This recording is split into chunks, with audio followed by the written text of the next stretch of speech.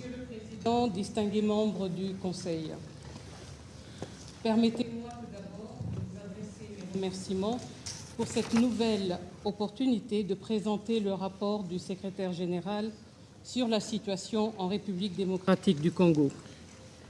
Je salue également la présence de son Excellence, Monsieur le représentant permanent de la RDC à New York, Zenon Mukongo, et de son Excellence, Monsieur le représentant permanent de la République du Rwanda, Ernest Rwamucyo. Depuis mon dernier briefing, le 27 mars 2024, les dynamiques politiques se sont surtout concentrées sur la mise en place du nouveau gouvernement qui a été inauguré pendant la nuit du 11 au 12 juin 2024, faisant suite aux élections de décembre 2023. Je salue chaleureusement la nomination de la première Première ministre dans l'histoire du pays, Madame Judith Suminwa Tuluka. Le nouveau gouvernement compte, au-delà de la Première ministre, 17 femmes sur les 54 ministres, ce qui représente une nette augmentation de 27 à 33% de représentation féminine et témoigne de l'engagement du chef de l'État à promouvoir l'égalité des sexes en RDC et de ses efforts en sa qualité de champion de la masculinité positive de l'Union africaine. Depuis la prise de fonction du nouveau gouvernement et du bureau de l'Assemblée nationale, j'ai eu l'occasion de m'entretenir avec la Première ministre, plusieurs ministres et le président de l'Assemblée nationale. Lors de ces échanges, nous avons pu discuter du nouveau plan d'action du gouvernement et des possibilités de soutien de la MONUSCO à travers sa mise en œuvre conformément à son mandat. Mr. President, distinguished members of the Council, just a few days before the election of the Permanent Bureau of the National Assembly on 19 May, armed elements attacked the residence of Vital Kamerhe, leading to the death of 2 policemen in charge of his security. The attackers subsequently breached the premises of the Palais de la Nation. Order was quickly restored, with the Congolese security forces arresting over 50 individuals subsequently charged with participating in the attacks. I condemn in the strongest terms this attempt to destabilize national institutions.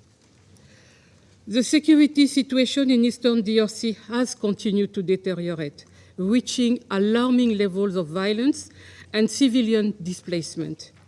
I am extremely concerned about the rapid expansion of the movement du 23 mars M23 in North Kivu and the spillover in South Kivu, despite numerous operations conducted by the FRDC, regularly supported by MONUSCO and SAMI-DRC. Over the course of the last 2 weeks, the M23 captured several strategic locations in North Kivu, including the town of Kanyabayonga, straddling the Lubero and Rutshuru territories. During their latest military offensive, the M23 and its backers burned several FRDC bases and triggered additional population displacement, further exacerbating an already catastrophic humanitarian and human rights situation. As documented by the group of experts, which reports to the Sanction Committee established by this Council, the government of Rwanda has reinforced its support to the M23, enabling it to make major territorial gains across Eastern DRC. The rapidly escalating M23 crisis carries the risk, the very real risk of provoking a wider regional conflict. In addition to the escalating M23 crisis, a spate of horrific attacks carried out by the ADF, Zaire and Codeco armed groups in Ituri province has caused almost 300 additional victims during the reporting period. Further south, the ADF have also entered Lubero territory in North Kivu on several occasions, killing an unprecedented number of civilians. Between 4 and 7 June alone, more than 90 people were killed in isolated corners of the territory. In South Kivu, the M23 crisis also reached Kalehe territory, with indirect fire hitting Minova and other nearby towns, killing and injuring several civilians and generating further displacement. In the southern part of the province, rumors of M23 infiltration of the Haut Plateau of Uvira, Fizi, and Mwenga have further exacerbated community tensions, which require the urgent attention of government authorities. Monsieur le Président, distingués membres du Conseil, dans ce contexte complexe, la MONUSCO a poursuivi son soutien aux opérations militaires des FARDC. Les opérations conjointes ont pu contribuer à la protection des civils, surtout en ce qui concerne les opérations contre Codeco et des groupes Maï-Maï en Ituri. La MONUSCO a également formé 500 nouvelles recrues FARDC dans le cadre d'une nouvelle opération conjointe FARDC-MONUSCO nommée Northern Scalpel. L'opération Springbok en défense de Goma et Sake a continué à faire face aux opérations du M23 et se poursuit. Pour sa part, la SAMI-DRC a continué son déploiement et devrait atteindre sa pleine capacité opérationnelle d'ici mi-juillet. Je voudrais, à cette occasion, exprimer mes profondes condoléances à l'Afrique du Sud qui a perdu 2 soldats le 25 juin lors d'une attaque au mortier du M23 contre sa base à Sake. Je souhaite également un prompt rétablissement aux blessés. Mr. President, distinguished members of the Council, we are witnessing in the DRC one of the most severe, complex and neglected humanitarian crises of our times. The escalating violence in the East continues to trigger massive population displacement, exacerbating an already dreadful humanitarian situation. Overall, the DRC today counts 7.3 million displaced people, including 6.9 million in the eastern provinces alone. International humanitarian law violations are impeding humanitarian aid delivery. The growing proximity of the front lines and the presence of weapons, including heavy artillery, within and around displacement camps and spontaneous sites significantly compromise the security of the displaced and resident population. At least 15 bombardments have hit IDP sites or their immediate surroundings, killing almost 30 people and injuring many more. What is sadly more is that gender-based violence does not stop to increase. For the whole year of 23, 122,960 cases of gender-based violence were reported, marking a 3% increase from 22. Female victims, including girls, accounted for almost 90% of all cases, with incidents of sexual violence against children increasing by 40%. This is solely the tip of the iceberg, as many cases remain unreported. Based on current trends, 24 risk becoming another, sadly, record year. The 2024 Humanitarian Response Plan, launched on 20th February 2024, seeks for $2.6 billion to provide humanitarian assistance to 8.7 million crisis-affected people. As of mid-June, the plan remained only funded at 26%. I thank Member States for their support and encourage them to provide additional support.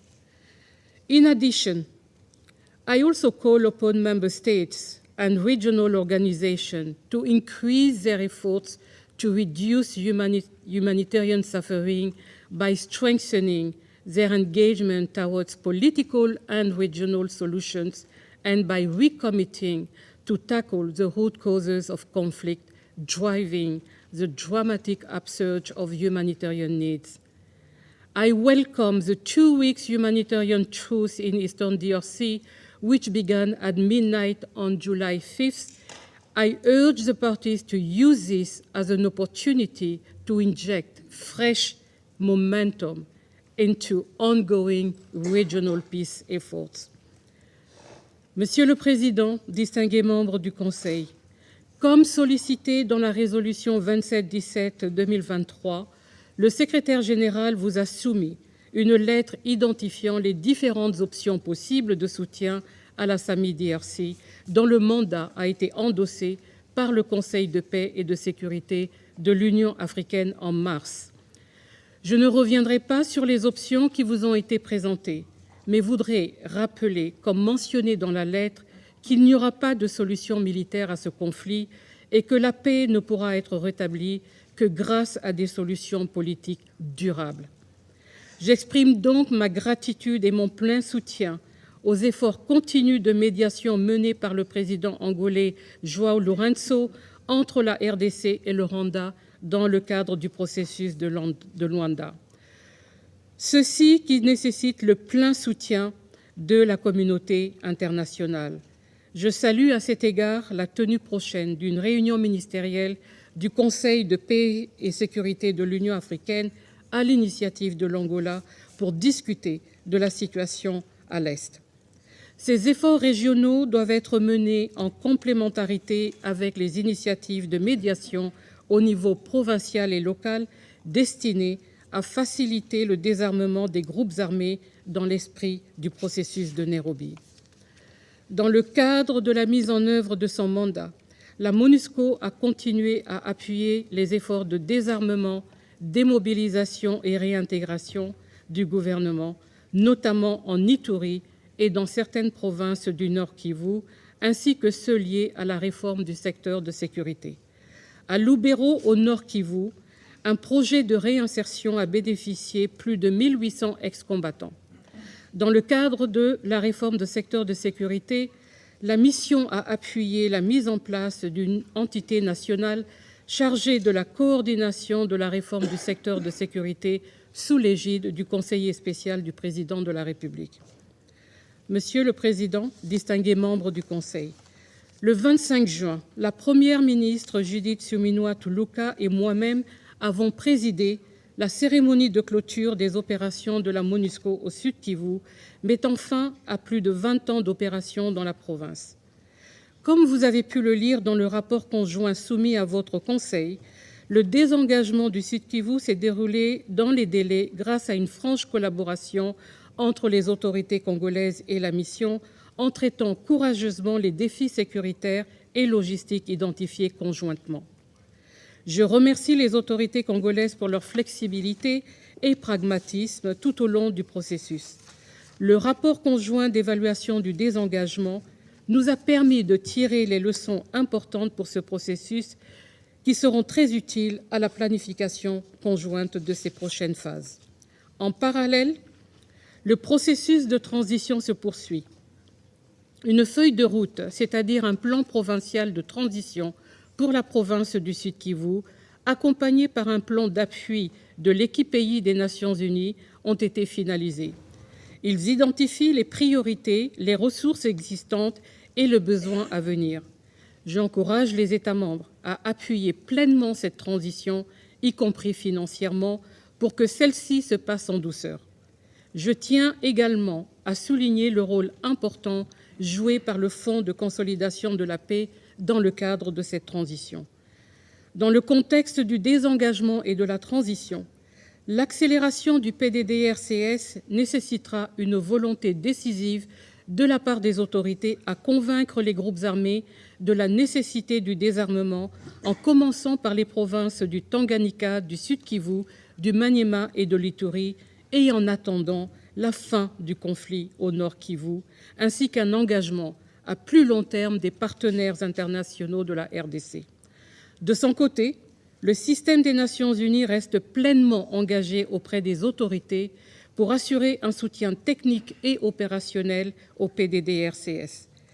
Monsieur le Président, distingués membres du Conseil, pour conclure, j'aimerais partager avec vous un extrait d'un slam qui a été préparé par les jeunes de Uru Knowledge Center et qui exprime tristement les périls des jeunes du Nord Kivu et témoigne de l'urgence du soutien d'action nationale et internationale. Vivre dans des conditions inhumaines, marcher des kilomètres en quête de paix, mais à chaque repos, c'est toujours la guerre qui règne en maître. Un cycle infernal de fuites et les bombes sur les déplacés à Mugunga après tous ces trajets. Traumatisme et peur devenus nos compagnons. Les villages brûlés, les maisons incendiées, les cœurs des familles brisés à Kicheche, à Bambo, à Kishanga, à Rubaya, à Kiroche, à Mugunga. La colère ne fait qu'exploser. Plus le temps passe, on vit dans l'impasse et l'esprit de violence, alors que c'est au rythme de justice, de paix et de réconciliation qu'on veut danser ici. Ils doivent retrouver leur village, ces millions d'enfants en soif de rejoindre leur salle de classe, Zénope du futur, que ces enfants soient sauvés. Nous nous devons d'écouter cette jeunesse congolaise et de la soutenir sans réserve pour l'avenir du pays. Je vous remercie de votre aimable attention.